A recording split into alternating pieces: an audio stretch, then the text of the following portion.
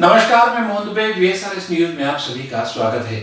आइए नजर डालते हैं देश और दुनिया की तमाम टॉप 10 खबरों पर। देश में कोरोना के कहर के बीच प्रधानमंत्री नरेंद्र मोदी शनिवार को हाई लेवल मीटिंग कर रहे हैं। इसमें देश में के हालात पर चर्चा हो रही है। साथ ही देश में वैक्सीनेशन की रफ्तार को लेकर भी चर्चा होगी। सूत्रों के मुताबिक मीटिंग में सरकार की तैयारी के बारे में प्रधानमंत्री को बताया गया। मीटिंग में स्वास्थ्य मंत्रालय, गृह मंत्रालय और नीति आयोग से जुड़े सीनियर अफसर शामिल हैं। इसके अलावा प्रधानमंत्री शाम 5 बजे चक्रवाती तूफान ताऊ ते पर भी मीटिंग करेंगे। इस मीटिंग में सरकार के सीनियर अफसरों के साथ राष्ट्रीय आपदा प्रबंधन के अधिकारी भी मौजूद रहेंगे। इसमें राहत और बचाव कार्यों की तैयारियों पर चर्चा की जाएगी। गुजरात और महाराष्ट्र समेत 5 राज्यों पर अरब सागर में बन रहे चक्रवात ताऊ ते का खतरा मंडरा रहा है। मौसम विभाग के मुताबिक 18 मई को ये चक्रवात गुजरात के तटवर्ती क्षेत्रों से टकराएगा। इस दौरान बारिश के साथ 175 किलोमीटर पर आवर तक की रफ्तार से हवाएं चल सकती हैं। इस तूफान का असर गुजरात, महाराष्ट्र के अलावा केरल, तमिलनाडु और कर्नाटक पर भी हो सकता है। इस चक्रवात को म्यांमार ने ताऊ ते नाम दिया है। एनडीआरएफ के महानिदेशक SN प्रधान ने शुक्रवार को बताया, एनडीआरएफ की 53 टीमों को केरल, कर्नाटक, तमिलनाडु, गुजरात और महाराष्ट्र के तटीय क्षेत्रों पर तैनात किया जा रहा है। मौसम विभाग की ओर से बताया गया कि देश में मानसून की शुरुआती बारिश दक्षिण अंडमान सागर से होती है और उसके बाद मानसूनी हवाएं उत्तर पश्चिम दिशा में बंगाल की खाड़ी की ओर बढ़ती हैं।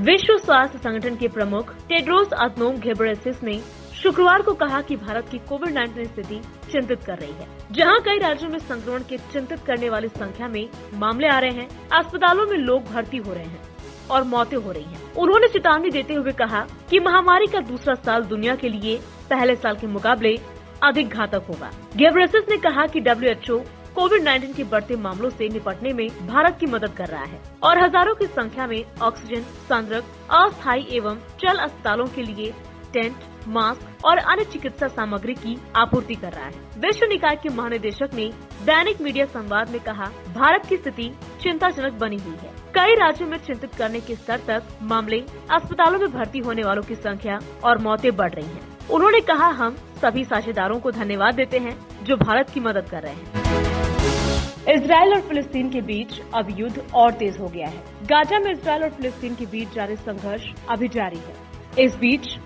वेस्ट बैंक में हिंसा भड़क गई है। यहाँ इजरायली बलों के साथ एक हिंसक झड़प में 11 फिलिस्तीनियों की मौत हो गई है। दोनों पक्षों की तरफ से एक दूसरे पर हमले जारी हैं। इजराइल के प्रधानमंत्री बेंजामिन नेतन्याहू ने चेतावनी जारी कर दी है कि ये अभी खत्म नहीं हुआ है।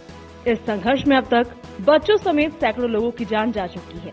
इजरायली सेना ने बताया कि फिलिस्तीन प्रदर्शनकारियों ने वेस्ट बैंक में इजरायली बलों पर पत्थर और मोल्टोव कॉकटेल्स फेंके। इससे क्षेत्र में जारी तनाव और बढ़ गया है। सेना ने जानकारी दी है कि उन्होंने गाड़ा में सैकड़ों सैन्य स्थानों को निशाना बनाया है, जबकि फिलिस्तीन सोमवार से अब तक इजराइल पर 2000 से अधिक बार रॉकेट दाग चुका है। चित्रकूट जेल में हुए गैंग वॉर और 3 कैदियों की मौत के मामले में अफसरों ने जांच रिपोर्ट CM योगी को सौंप दिया है। रिपोर्ट से ऐसा लग रहा है कि ये घटना अचानक नहीं बल्कि प्री प्लान थी। रिपोर्ट्स के मुताबिक जिस हाई सिक्योरिटी सेल में अंशु दीक्षित को रखा गया था, वहां के CCTV पिछले 2 महीने से बंद थे। मामले की जांच कमेटी में 3 ऑफिसर शामिल थे, जो कि चित्रकूट के commissioner DK Singh, IG Satyanarayan और DIG संजय त्रिपाठी हैं। ये अधिकारी घटना के करीब 10 घंटे बाद जांच के लिए जेल पहुंचे। सबसे पहले गैंग वॉर के समय ड्यूटी पर तैनात पुलिस कर्मियों से पूछताछ की गई। उसके बाद जब हाई सिक्योरिटी सेल की सुरक्षा व्यवस्था को चेक किया गया तो पता चला कि वहां का कोई भी कैमरा काम ही नहीं कर रहा, जिसके बाद पूरा मामला साफ हो गया। बताया जा रहा था कि शिकायतों के बाद भी जेल के कैमरों को सही नहीं कराया गया था। बढ़हरा के सिन्हा घाट पर गंगा नदी से तलाशी के बाद 3 शवों को निकाला गया, जिनमें एक महिला और 2 पुरुषों के शव थे। तीनों शवों को बाहर निकालने के बाद मेडिकल टीम ने परीक्षण किया। शवों का पोस्टमार्टम नहीं होने की हालत में उसका बिस्तरा सुरक्षित रख लिया गया। इसके बाद JCB से गड्ढा खोदकर तीनों शवों को दफना दिया गया। अब इस क्षेत्र में नाव से लगातार पेट्रोलिंग की जा रही है। स्वास्थ्य विभाग की टीम भी स्थल पर मौजूद है ताकि सावधानियां बरतते हुए नदी से मिलने वाले शवों का डिस्पोजल कराया जा सके। दरअसल एक वीडियो सामने आया था, जिसके बाद प्रशासन की टीम हरकत में आई।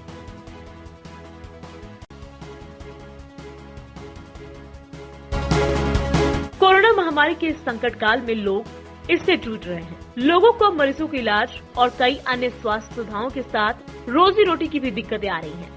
ऐसे में बिहार की जनता अपने नेताओं से मदद की उम्मीद लगाए उन्हें ढूंढ रही है। इसी के चलते राघोपुर विधानसभा की अलग अलग पंचायतों में नेता प्रतिपक्ष और राघोपुर विधायक तेजस्वी यादव के गुमशुदगी के पोस्टर लगे हैं। राघोपुर विधानसभा में लगे पोस्टरों में लिखा है कि लापता राघोपुर के विधायक माननीय तेजस्वी यादव और लापता हाजीपुर के सांसद पशुपति पारस। इसके बाद दोनों की फोटो लगी है। दोनों नेताओं की फोटो के नीचे लिखा है कि चुनाव जीतने के बाद ये दोनों माननीय अपने अपने क्षेत्र से गायब हैं। इस कोरोना महामारी में भी इन लोगों को क्षेत्र की जनता का हालचाल पूछने की चिंता नहीं है।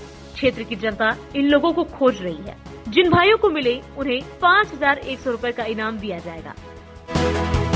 पश्चिम बंगाल में कोरोना संक्रमण के बढ़ते मामलों के मद्देनजर आने वाले 15 दिनों के लिए सख्त लॉकडाउन का ऐलान कर दिया गया है। ये लॉकडाउन कल यानी 16 मई से सुबह 6 बजे से 30 मई तक लागू किया गया है। इस दौरान स्कूल, कॉलेज और अन्य सभी शिक्षण संस्थान बंद रहेंगे।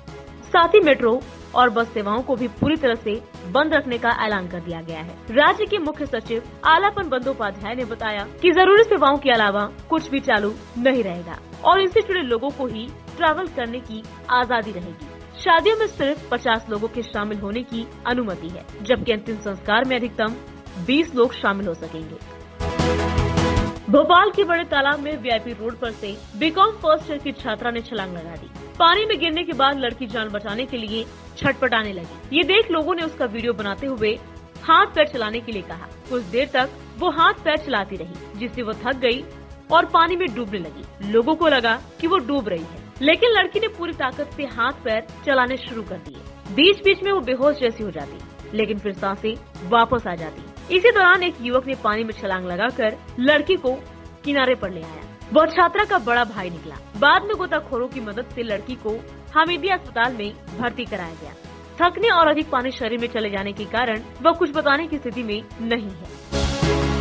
चीन ने सफलतापूर्वक अपने झुरोंग रोवर मंगल ग्रह की सतह पर लैंड कराया। देश के सरकारी मीडिया ने शनिवार सुबह इसकी जानकारी दी। 6 पहियों वाला झुरोंग रोवर मंगल के यूटोपिया प्लैनेटिया में अपने अभियान की शुरुआत करेगा, जो ग्रह के उत्तरी गोलार्ध में स्थित एक विशाल भूभाग है। मंगल पर लैंडिंग के लिए रोवर ने प्रोटेक्टिव कैप्सूल, एक पैराशूट और एक रॉकेट प्लेटफॉर्म का प्रयोग किया। बीजिंग के लिए रोवर का मंगल की धरती पर लैंड करना एक बड़ी उपलब्धि है, क्योंकि मंगल के वातावरण को देखते हुए यहाँ लैंडिंग करना बेहद चुनौतीपूर्ण होता है। सिर्फ अमेरिका ही एकमात्र ऐसा देश रहा है जिसने मंगल पर लैंडिंग में अब तक महारत हासिल की है। इस लैंडिंग के साथ चीन ऐसा दूसरा मुल्क बन गया है जिसने मंगल पर रोवर को लैंड किया है। झुरोंग का मतलब होता है आग का देवता।